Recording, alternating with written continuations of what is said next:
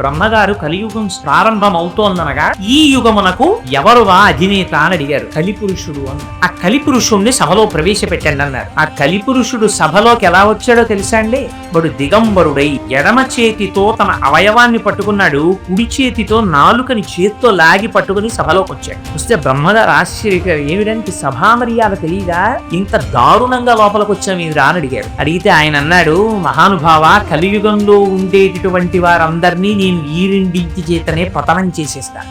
సమయాసమయములను చూడకుండా, వావివరసలు చూడకుండా, సర్వకాలములయందు మనస్సులో కామ ప్రచోదనం. రెండు, ఎంత తిన్నా రసాంకురము చేత తాదాత్మ్యత. ఎప్పుడూ నాలుక మీద దృష్టి, ఎప్పుడూ కామమునందు దృష్టి. ఈ రెండిటి చేత మనుష్యుల్ని భ్రష్టుల్ని చేస్తాను. అందుకని కలియుగంలో నేను ఇలా వెడుతున్నాను, ఇలా మీ సభలో ప్రవేశించానన్నారు. సరే, ఇది నీ ధర్మం కనుక నువ్వు అలాగే బయలుదేరు అన్నారు. అందుకని ఈ కలిపురుషుడి యొక్క శక్తి అటువంటిది.